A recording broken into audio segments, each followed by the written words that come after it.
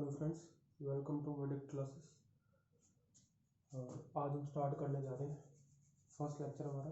ठीक है दोस्तों, तो आज हम स्टार्ट करेंगे। हमारा टॉपिक रहेगा राजस्थान के दुर्ग।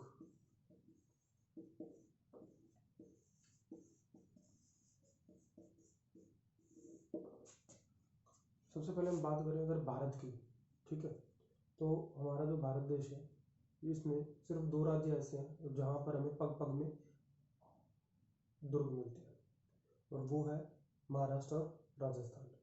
इनमें भी अगर हम बात करें राजस्थान की, तो आप सब ने, मैं समझता हूँ कि बेसिक नॉलेज आपको राजस्थान जीके का होगा। अगर आपने किसी और भी कंपटीशन की तैयारी करी है तो आपने ज़रूर पढ़ा होगा कि राजस्थान के अंदर अगर हम स्थापत्य कला की बात करें, राजस्थान के दुर्गों का निर्माण की बात करें, तो यहाँ पर नाम आता है महाराणा कुंभा का। राजस्थान में 83 प्रकार के जो दुर्ग बताए गए हैं, उनमें से लगभग 32 प्रकार के दुर्गों का निर्माण या जीर्णोद्धार हम कहें, जिन्हें दोबारा बनवाया गया या जिन्हें आज वर्तमान स्वरूप में देख रहे हैं, उनका पुनः निर्माण जो करवाया गया वो करवाया गया महाराणा कुंभा के द्वारा। अगर हम कहें कि आधुनिक स्थापत्य कला का जनक कहें तो भी किसे कहा जाएगा, महाराणा कुंभा को कहा जाएगा। ठीक है दोस्तों, तो अपने स्टार्ट करते हैं राजस्थान के दुर्ग। मनुस्मृति की बात करें, कौटिल्य की बात करें, या फिर हम बात करें शुक्र नीति की, इन सभी नीतियों के अनुसार जो दुर्ग है उसे एक राजा के शासन के लिए बहुत ही अहम माना गया। शुक्र नीति के अनुसार दुर्गों का वर्गीकरण अलग अलग श्रेणियों में किया गया। अगर मैं बात करूं कौटिल्य या मनुस्मृति की, तो उसमें दुर्ग को राजा के हाथ की संख्या दी गई है। जिस प्रकार से मनुष्य शरीर के लिए एक हाथ बहुत ही महत्वपूर्ण होता है, उसी प्रकार से एक राजा के शासन के लिए उसका दुर्ग जो होता है वो बहुत ही इंपॉर्टेंट होता है। अब बात करें कि प्राचीन काल के अंदर जो दुर्ग है वो किस लिए बनाए गए थे, तो इसके मुख्यतः 3 कारण हमें नजर आते हैं, जिनमें से पहला कारण है कि दुर्ग जो था वो सबसे पहले शत्रुओं से रक्षा करता था, चाहे वो प्रजा हो चाहे राजा हो उसकी। उसके बाद में जो दुर्ग के अंदर पशु मवेशी अन्न जो भी चीजें हैं उन्हें भी सुरक्षा प्रदान करता था। तीसरा, किसी भी प्राकृतिक आपदा से सुरक्षा प्रदान करता था। तो ये 3 मेन कारण है जिनकी वजह से दुर्गों का निर्माण किया गया। ठीक है दोस्तों, अब हम स्टार्ट करते हैं दुर्गों का वर्गीकरण। सबसे पहले दुर्गों के वर्गीकरण के अंदर जो प्रथम श्रेणी है वो आती है एरण दुर्ग की। एरण दुर्ग कौन सा दुर्ग होगा? एरण दुर्ग वो दुर्ग होंगे जिनके चारों तरफ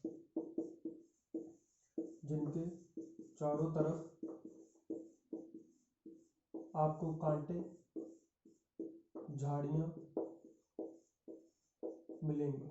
ठीक है, अगर इनका उदाहरण की बात करें तो इनका उदाहरण, सबसे अच्छा उदाहरण अगर हम बात करें एरण दुर्ग का, तो वो होगा रणथंभौर दुर्ग। ठीक है, मैं समझता हूँ आपको समझ में आ गया होगा। सिंपल सा है, ज्यादा डिफिकल्ट डेफिनेशन नहीं है इसकी। एरण दुर्ग क्या होता है? वो दुर्ग जिनके चारों तरफ कांटे झाड़ियां होंगी। ठीक है, ऐसे दुर्ग का उदाहरण अगर मैं बात करूं तो वो कौन सा है? रणथंभौर दुर्ग। ठीक है, दूसरा दुर्ग है हमारा, श्रेणी जो है वो है धान्व दुर्ग। धान्व दुर्ग कौन से होते हैं? धान्व दुर्ग वो दुर्ग होते हैं जिनके चारों तरफ रेत के मैदान व ऊंचे ऊंचे टीले हैं। फिर से रेगिस्तान में बने हुए दुर्ग हम कह सकते हैं, रेगिस्तान के अंदर बने हुए जिनके चारों तरफ क्या आएगा? रेत। ऐसे दुर्ग कौन सी श्रेणी में आएंगे? धान्व श्रेणी भूमि के अंदर आएंगे। और इसका उदाहरण कौन सा होगा? इसका उदाहरण होगा जैसलमेर दुर्ग। ठीक है दोस्तों, इसके बाद में तीसरी श्रेणी आती है वो है गिरि दुर्ग।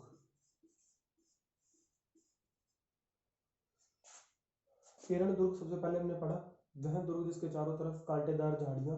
ठीक है, दूसरा दुर्ग हमने पढ़ा धानु दुर्ग, रेगिस्तान के अंदर बने हुए दुर्ग या जिनके चारों तरफ रेत मौजूद है, वो दुर्ग कौन से होंगे? धानु दुर्ग की श्रेणी के अंदर आएंगे। और इनका एग्जाम्पल है हमारा जैसलमेर दुर्ग। इसके बाद में तीसरे दुर्ग आएंगे गिरि दुर्ग। ये वो दुर्ग है जो किसी पहाड़ी पर है,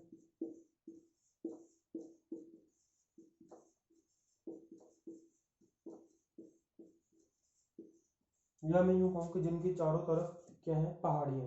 तो वो दुर्ग कौन से होंगे? गिरि दुर्ग होंगे। और गिरि दुर्ग का सबसे अच्छा उदाहरण जो है वो है चित्तौड़गढ़ दुर्ग।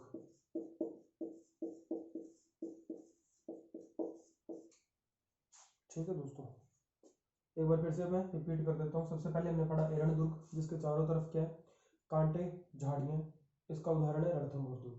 दूसरा हमने पढ़ा दानव दुर्ग। दानव दुर्ग वो दुर्ग है जिनके चारों तरफ रेत के टीले या रेत मौजूद है, और ऐसे दुर्ग का उदाहरण हमारा कौन सा है, इसी श्रेणी के दुर्ग कौन सा उदाहरण है, जैसलमेर दुर्ग। और तीसरा है हमारा गिरि दुर्ग, वो दुर्ग जिनके चारों तरफ क्या है, पहाड़ियाँ हैं, या जो पहाड़ी पे बना हुआ है वो कौन से होंगे, गिरि दुर्ग होंगे। अब गिरि दुर्ग जो है, इन्हें सुरक्षा की दृष्टि से सबसे पहले स्थान पर रखा गया है। अगर हम सुरक्षा की दृष्टि से बात करें तो गिरि दुर्ग को बेस्ट माना गया है शत्रुओं से आक्रमण होने की स्थिति में। ठीक है, आगे बढ़ते हैं।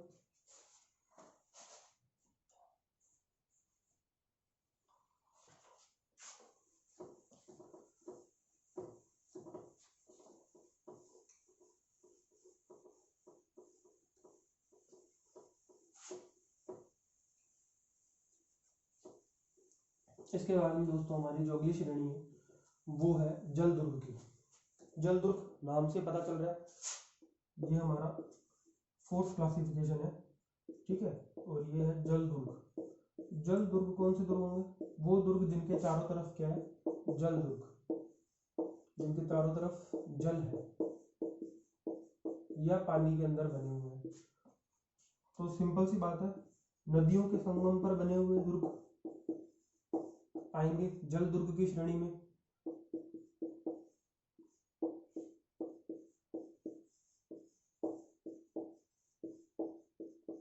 ठीक है, अगर हम बात करें राजस्थान में जल दुर्ग की श्रेणी के अंदर कौन सा दुर्ग आता है, तो वो है हमारा गागरोन दुर्ग, उदाहरण इसका।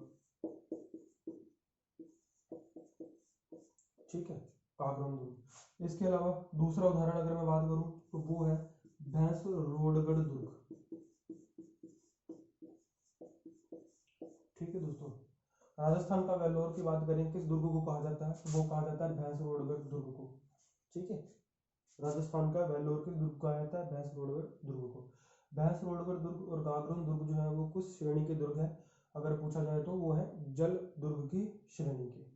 ठीक है, इसके बाद में हमारी पांचवी श्रेणी आती है सहाय दुर्ग। ये एकमात्र वो श्रेणी है जिसके दुर्ग राजस्थान में नहीं। ठीक है, तो सहायक दुर्ग होता क्या है, ये समझने वाला पॉइंट है। सहायक दुर्ग वो दुर्ग होता है जिसके अंदर जो भी दुर्ग की रक्षा करने वाले वीर बंधुजन है या उनके साथ का जो परिवार है, सिर्फ वो लोग जो युद्ध के टाइम के अंदर दुर्ग को सुरक्षा प्रदान करते हैं, ऐसे लोग इस दुर्ग के अंदर रहते हैं। ये दुर्ग जो होगा वो मेन दुर्ग के आसपास का होगा, नजदीक होगा। जैसे बात करें मराठाओं की, तो मराठाओं के पास क्या होता था, एक मेन दुर्ग होता था जिसके आसपास में छोटे छोटे दुर्ग होते थे। वो दुर्ग जो है वो किस श्रेणी के दुर्ग है, सहाय दुर्ग। ये एकमात्र श्रेणी है जो राजस्थान के दुर्गों के अंदर हमें नहीं मिलती। ठीक है दोस्तों, अब तक हमने टोटल 5 श्रेणी के दुर्ग पढ़ दिए हैं।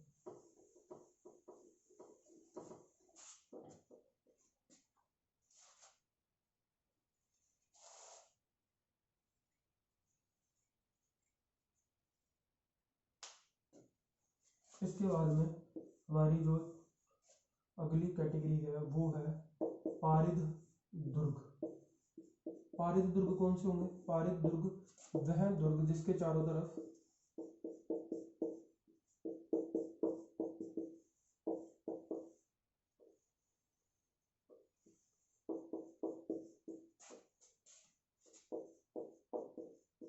ईंट पत्थर दीवारें बनी हुई हैं, जिनके चारों तरफ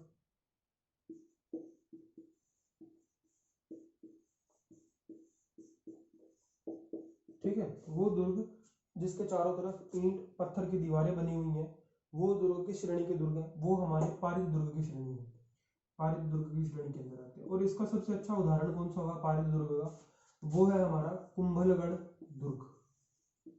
ठीक है दोस्तों, कुंभलगढ़ दुर्ग। अगर बात करें कुंभलगढ़ अभ्यारण्य की, तो एकमात्र ऐसा अभ्यारण्य कुंभलगढ़ अभ्यारण्य है जिसके अंदर जंगली भेड़िए पाए जाते हैं।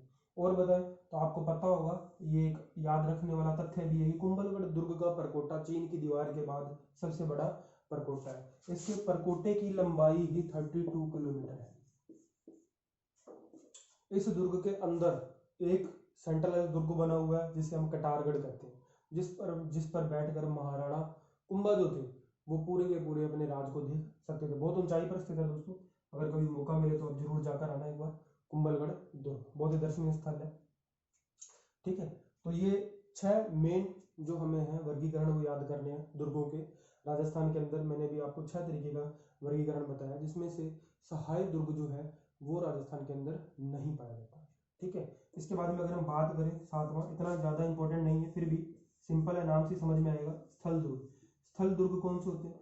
स्थल दुर्ग वो दुर्ग है जिनके चारों तरफ मैदान है, या मैं यूँ कहूँ कि वो दुर्ग जो डायरेक्टली मैदान पर बनाए गए हैं, जिनके आसपास में ना तो पहाड़ी है, ना ही रेत है, ना ही जल है, ना ही कोई और चीज़ है, जैसे ईंट पत्थर की दीवारें भी नहीं है जिनके आसपास में, या जिनसे सुरक्षा करने के लिए इनमें से किसी भी चीज़ को उपयोग में नहीं लिया गया, ना तो पानी, ना ईंट पत्थर की दीवारें, ना ही उनका पहाड़ियाँ, ना ही खाइयाँ, कुछ भी नहीं इनमें से।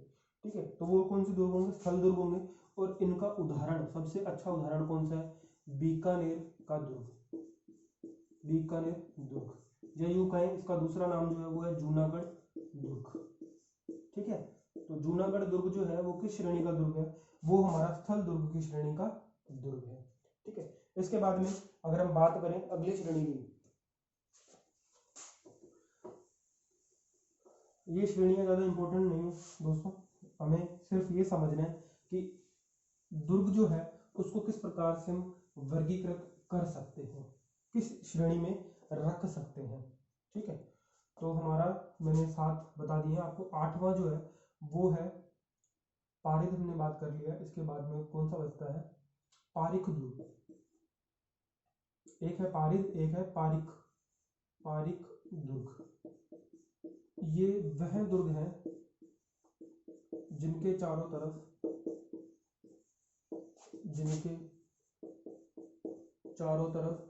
क्या है? खाइयां बनी हुई है। वह दुर्ग जिनके चारों तरफ क्या है? खाइयां बनी हुई है। ठीक है, बड़ी बड़ी खाइयां हैं, तो ऐसे दुर्ग क्या होंगे? पारिक दुर्ग होंगे। अगर इनके उदाहरण की बात करें तो इनका उदाहरण है भैया रणथंभौर अभयारण्य, रणथंभौर दुर्ग, सॉरी मुझे रणथंभौर अभयारण्य याद आ गया, क्योंकि इसी नाम से रणथंभौर अभयारण्य भी है, आप याद रखना इसको। पारिक दुर्ग की श्रेणी के अंदर सबसे अच्छा उदाहरण जो है वो हमारा रणथंभौर दुर्ग है। अब एक ऐसा दुर्ग है जो राजस्थान की लगभग सारी की सारी श्रेणियों के अंदर आता है, और वो है हमारा चित्तौड़गढ़ दुर्ग। ठीक है, अगर मैं धर्म श्रेणी को छोड़ दूं, इसे छोड़कर बाकी सारी श्रेणियों के अंदर चित्तौड़गढ़ दुर्ग आता है। क्यों? क्योंकि चित्तौड़गढ़ दुर्ग के चारों तरफ पहाड़ियां, पहाड़ी के ऊपर बना हुआ है, कांटेदार झाड़ियां भी हैं, वन भी है, सब कुछ मिलता है यहाँ पे। ठीक है दोस्तों, सिर्फ और सिर्फ रेत नहीं है, इसलिए चित्तौड़गढ़ दुर्ग को हम धर्म श्रेणी के अंदर छोड़कर बाकी सभी श्रेणियों के अंदर रख सकते हैं।